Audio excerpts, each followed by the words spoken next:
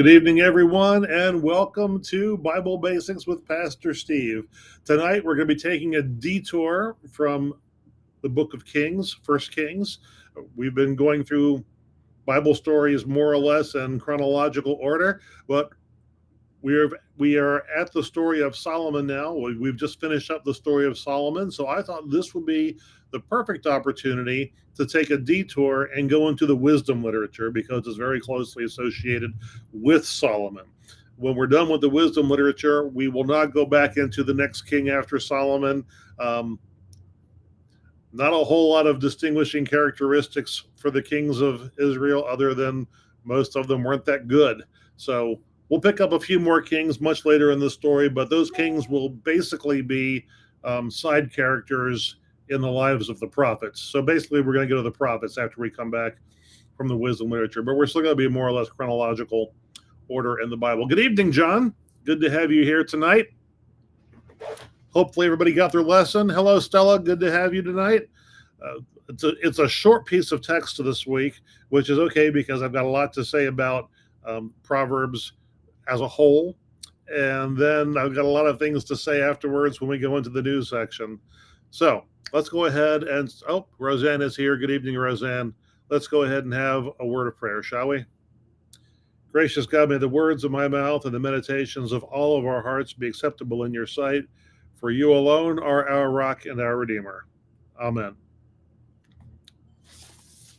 So we're starting off with the beginning of Proverbs tonight.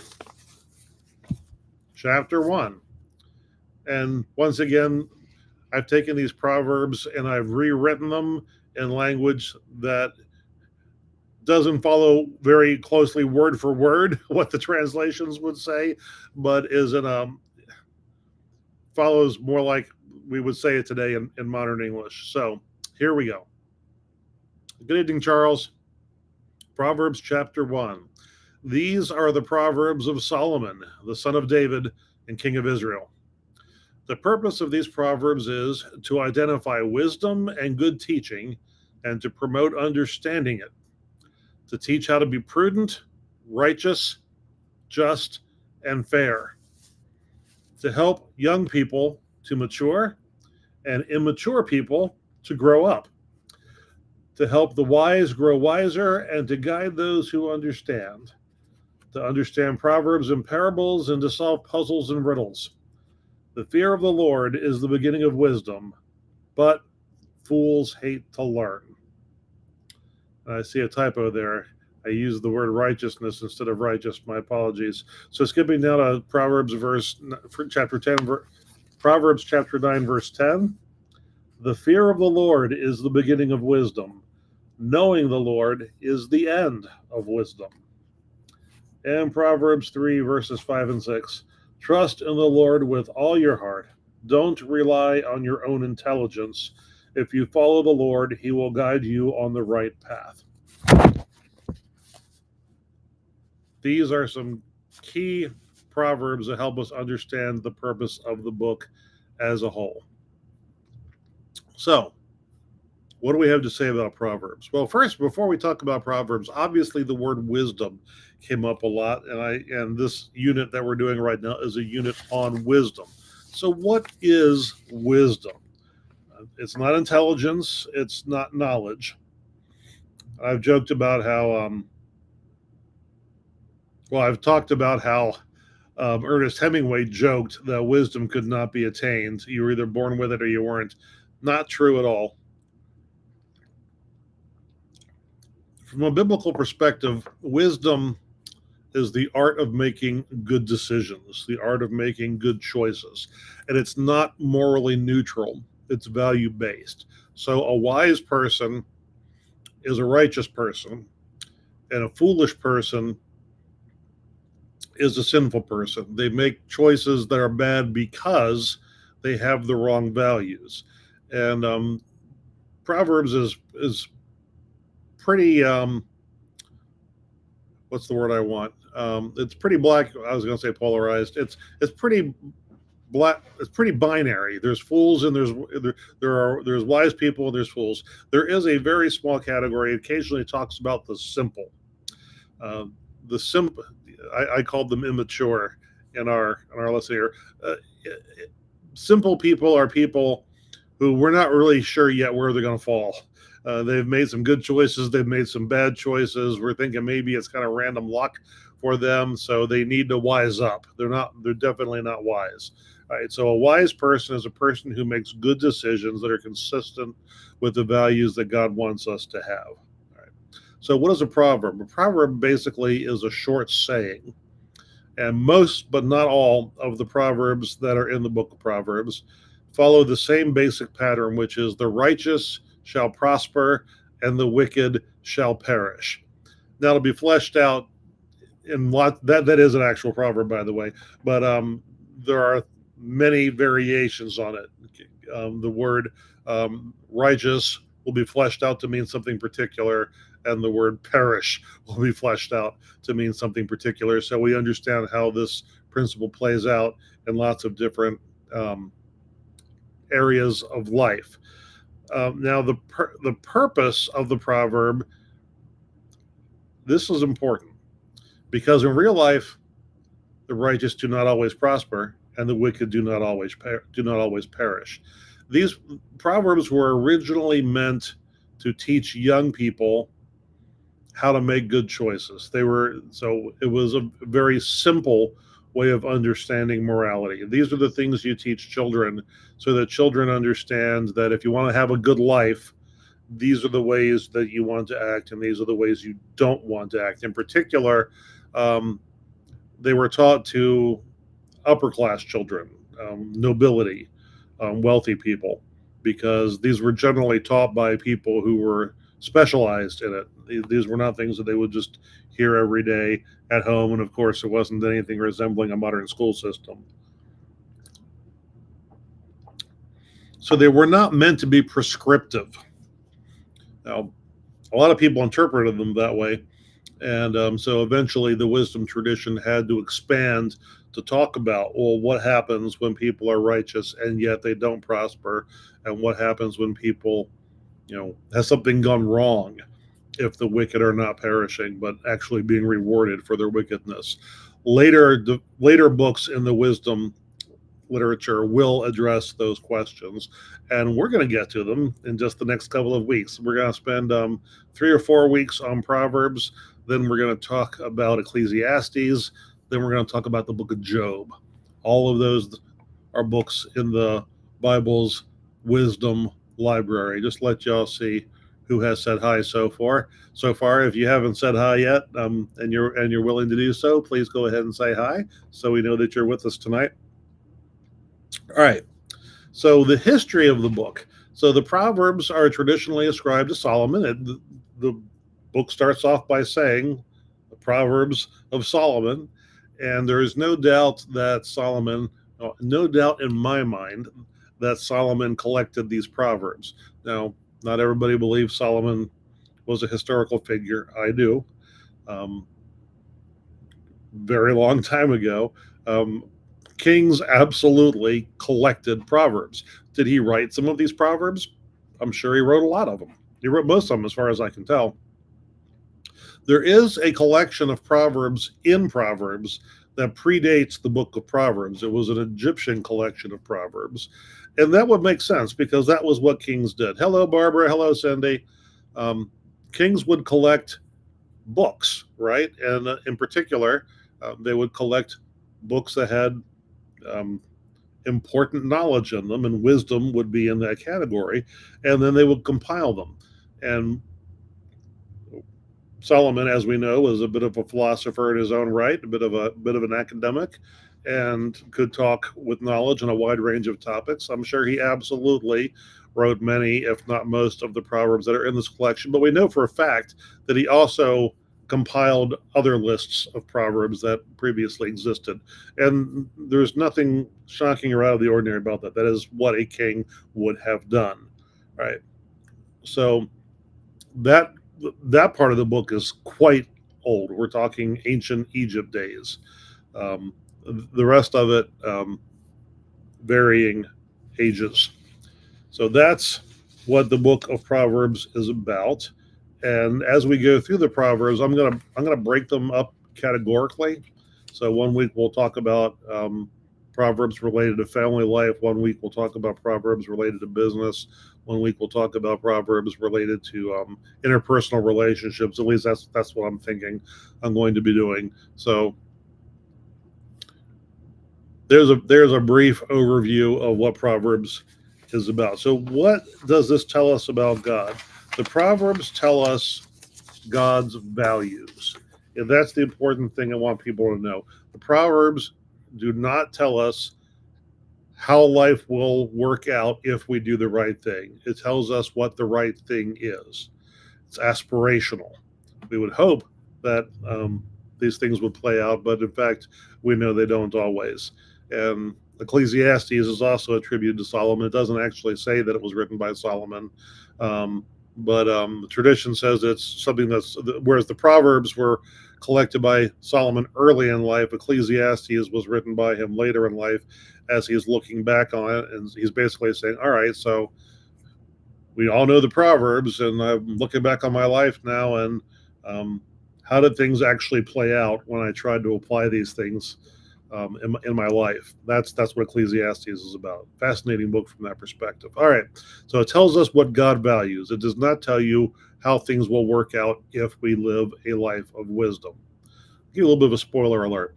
Solomon will say that doing the right thing does not guarantee that you will prosper, but it will make it more likely that you will prosper. Doing the wrong thing does not guarantee you will perish, but it makes that a lot more likely to happen. That's where Solomon's going to come down in Ecclesiastes. All right. What does it tell us about ourselves?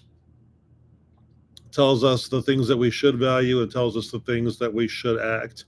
And sometimes it tells us what the potential outcomes of failure to do so. So it says a lot about the human condition. And there's a collection of Proverbs. Oh, actually, it's one of the longer Proverbs. Most of the Proverbs are just very short little dyads, like the righteous shall prosper and the wicked shall perish. Most of them are like that. But there's a couple that are much longer. And the one on alcohol is much longer, and it's hilarious that somebody wrote that long ago. What does this tell us about our relationships with God and each other?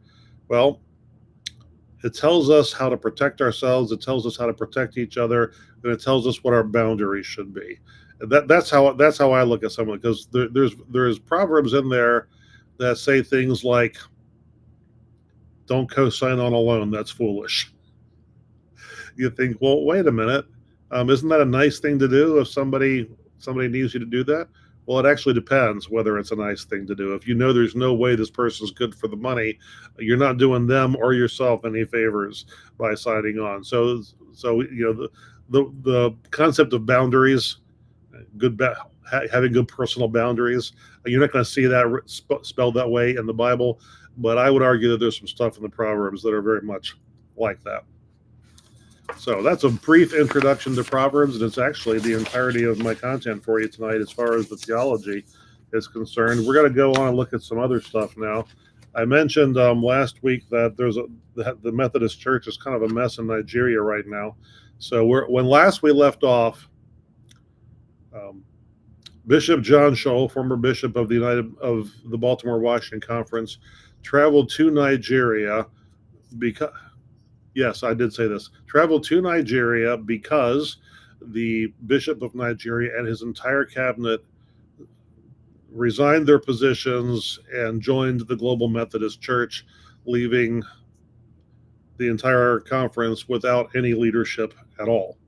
So since then, the Council of Bishops have appointed a team of 3 bishops and 1 advisory bishop to serve there and to guide them through the chaos that has ensued. One is Bishop Scholl, who you may have recalled, I think I mentioned last week, that when he went out to meet with folks, it was a very stressful, if not dangerous, situation. There were mobs outside of the place where he was staying.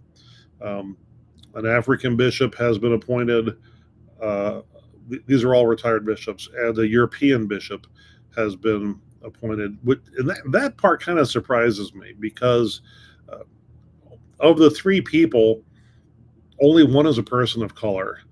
And that just strikes me as odd. I would have thought that we would have had more options than that, but I'm sure they have reasons that I don't understand or would have no reason to be privy to. But so that's what's going on over there right now. They've taken what I consider to be the surprising step of saying that any Methodist churches or organizations that have been supporting Nigerian Methodist causes should hit the pause button on donations until they say go ahead and hit the play button again. That surprised me, but they said that. All right, that was Methodist news. Let's talk about the Olympics. I said on Sunday morning that it was too complicated and too controversial to talk about in church, but I'd address it on Tuesday evening. Not just the Olympics in general, but Olympic boxing. In fact, let's talk about women's boxing at the Olympics. Sunday morning, I finally got to read a good article that laid out everything that we needed to know to make sense of all of the drama that has played out with women's boxing at the Olympics. And it's really sad to me that it took that long. I'd gotten most of it in bits and pieces through other sources. The mainstream reporting on this has been more biased on both sides than any reporting that I've ever seen. Most of them left out most of the critical details. So here's the story of boxing at the Olympics that you need to know to understand why this has played out with the two boxers, the one from Algeria and the other one from, I think she's from Taiwan. Each sport in the Olympics is administered by whichever amateur sporting association dominates that sport globally. Figure skaters have their own association. Taekwondo has an association. Judo has an association. They don't, what do they call it? Artistic swimming now. They each have their own associations. Okay. Well, the association that has run amateur boxing globally for decades was what we now call the International Boxing Association. It used to have a different name. About 10 years back, they changed their name in an attempt to rebrand because they have been plagued with corruption and inappropriate financial dealings and all kinds, and bad record keeping, refusal to show records, going back for a long time. So they were put on suspension or probation or something by the Olympic Committee, telling them they had to get their house in order. And the president stepped down. This was back in 2014, I believe. And a new president was elected. And the new president they elected was, I have to be careful how I word this, a Russian individual with strong ties to organized crime. Okay, so he was elected the new president, which put them in worse standing with the International Olympics Committee. And then in 2019, his term ended, and they were supposed to have an election for a new president. And he canceled the election and just said, no, I'm going to stay president. And when he did that, they took the unprecedented step of permanently banning the International Boxing Association from running Olympic sports. So what they said was, we're going to need a new amateur association to run boxing. In the interim, the International Olympic Committee will put together an ad hoc committee that will run boxing for the 2024 Olympics. I believe they ran it for the 2020. Yeah, they had to run it for the 2020 Olympics and the 2024 Olympics. So, in between the 2020 Olympics and the 2024 Olympics, the International Boxing Association disqualified 2 female boxers. They said that all they said at the time when they disqualified them, and they had been boxing for years, was that they had failed a standardized test that they were using to, how do they word it?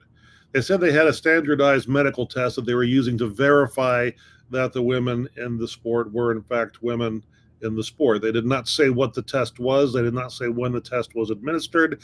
They did not say who reviewed the findings. It was considered suspicious at the time because the Algerian, in particular, by disqualifying her, it restored the title of a Russian boxer that she had recently defeated. So she held a title until they disqualified her, and then the title reverted back to the Russian. And a lot of people thought that this was, you know, done for that express purpose. And they said, no, what's really going on here is we adopted a new set of medical tests in 2022. We ran the tests for a year before we decided to do anything with the results. This year is 2023. This year, we're going to start implementing some changes. And these were the first two people to fail the test. But once again, they wouldn't say anything about the test. So we didn't even know what the test was. Other than that, the reporting gets real dicey here. Okay, we didn't know what the test was. Okay, so the Olympics happen, and the Italian boxer quits 46 seconds in. She got hit twice by the Algerian. She said that she had never been hit that hard in her life. She had never experienced pain on the level of what she took in that hit, and she wasn't willing to stick it out, didn't think it was fair. Her coach went on the record saying that he had told her not to go into the ring, that he didn't think it was safe. And that was when everything blew up. And that was when the IBA suddenly came out and said, okay, well, we will tell you what test she failed. She has XY chromosomes, which means she is chromosomally male. And she also has very high testosterone. Now, previously, they had said at one point that they had not tested her hormones, that it was a different test, but they wouldn't say what it was. Now they're saying, oh, well, it was a chromosomal test. She failed that. But we do also know through other tests that we weren't considering that she also has very high testosterone levels. So now Algeria, of course, we know that she was considered female at birth. Her birth certificate has not been altered. There is no legal transitioning in Algeria. There are no transitioning processes or anything in Algeria. We know that she is all natural. She's not on anything, okay? We know all of these things. If she is XY, that means that she has, once again, I have to be careful about the robot sensors. She has a functioning, internal, unobserved set of male hormonal apparatus, which would mean that her hormone levels would be comparable to a male's, even though externally she looks female. And that in the sports medicine, people go into this long discussion about how in females, testosterone is an androgynous hormone, whereas in men it is not. And that affects how much of the testosterone in your body is bound versus free testosterone. And being XY changes that equation. So it's not just a simple matter of much higher testosterone. It's also that there's something to block that testosterone. There's a lot of chemistry involved. Now here's where it gets dicier still, okay? The ad hoc boxing committee decided that the only criteria it would take into account to determine somebody's gender was their birth certificate and their passport. 10 years ago, that would have been normal, but all of the other Olympic women's sports since then have put in place some sort of medical qualification test. And for whatever reason, the IOC decided not to do that. We could say, oh, well, they were motivated by political or ideological reasons not to do that. I don't know what their motives were. Some of the things they've said recently would seem to indicate that was in fact why they did it. But all of the other sports have tests in place, women's sports. Now, that being said, trans women are allowed to compete in those other sports if their testosterone levels are within a certain range, and it differs from sport to sport. So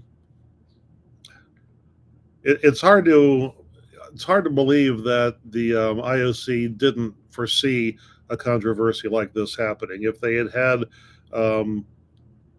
I would say, typical testing in place, qualifications in place, all of this could have been avoided, and they would be able to say, look, we did the tests ourselves, and these are the results. They can't do that because they didn't. So the bottom line is, if the IBA is telling the truth about the hormonal test and the hormone and the chromosomal test and the hormonal test, then there are good reasons to question whether or not those two boxers should have been allowed to compete. The problem is there are very good reasons to not believe that the IBA was telling the truth. And the bottom line is, if we don't find another association to take over and sort all this mess out, there will not be any boxing in the 2028 Olympics. To which some of us say, okay, I'm fine with that, because I'm not a big fan of boxing to start with.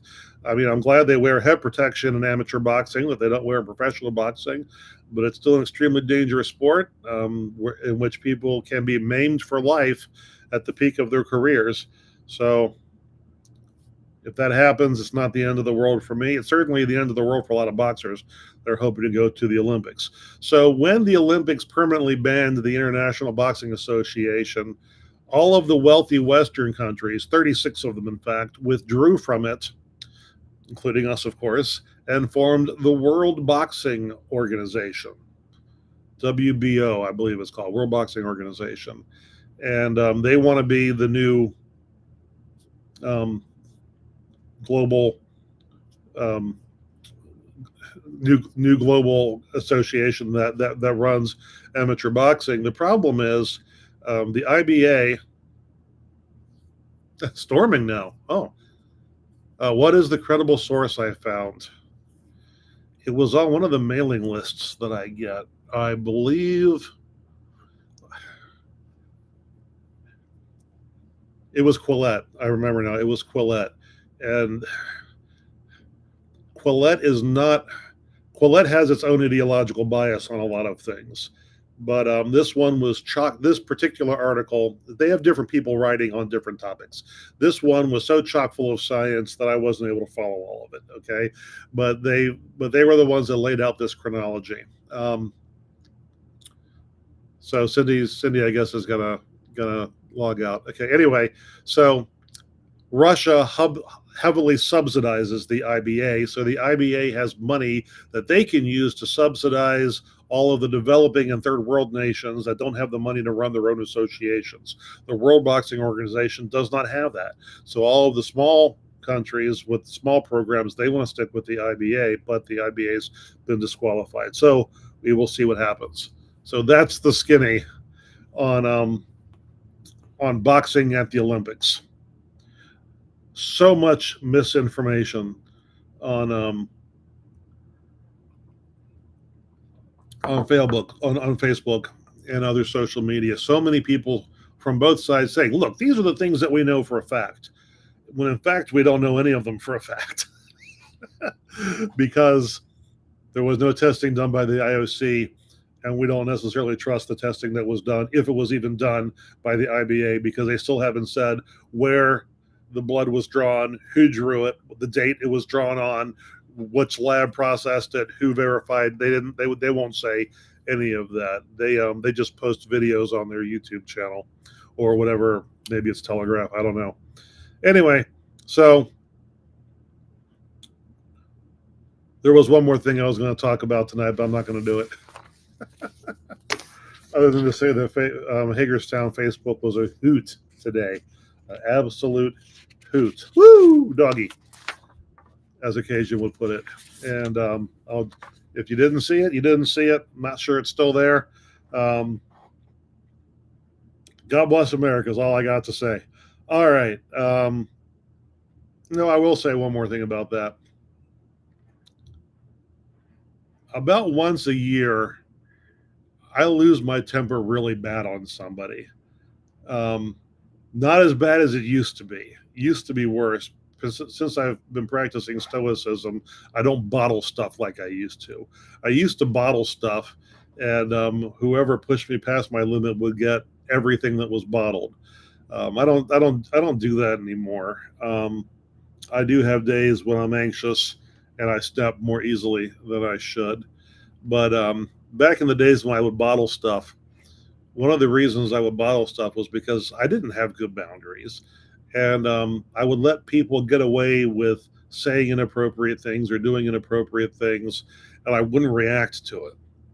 And until one day when I did, and I would react, and I would say, just because you poked the tiger 5 times and nothing happened doesn't mean it was a good idea to poke the tiger a 6th time. Sooner or later, something's going to happen. You don't know if it's going to be this time or the next time, but it's not a good idea to poke tigers. You really shouldn't do it. If you're poking a tiger and the tiger says 10 times, I wish you would stop doing that, maybe you should. Because you never know what a tiger's going to do when you poke it. You just don't know. You don't know. All right. So if you have any questions about Proverbs, if you have any questions about Ecclesiastes, if you have any questions about the book of Job, shoot them to me in the next couple of weeks, and I'll try and work those things in. We're a few weeks out from Ecclesiastes yet. Yeah, I won't say anything about Ecclesiastes tonight. All right. So email me any questions you've got. If you're not on the mailing list, shoot me an email for that too, and I will get you on the email. So let's go ahead and close now with a word of prayer, shall we? God, give me the grace to accept with serenity the things that cannot be changed, the courage to change the things which should be changed, and the wisdom to distinguish the one from the other, living one day at a time, enjoying one moment at a time, accepting hardship as a pathway to peace, taking, as Jesus did, this sinful world as it is, not as I would have it, trusting that you will make all things right if I surrender to your will, so that I may be reasonably happy in this life and supremely happy with you forever in the next. Amen. All right. Thanks for joining. The storms are upon Maryland, apparently, and y'all stay safe, and I will see you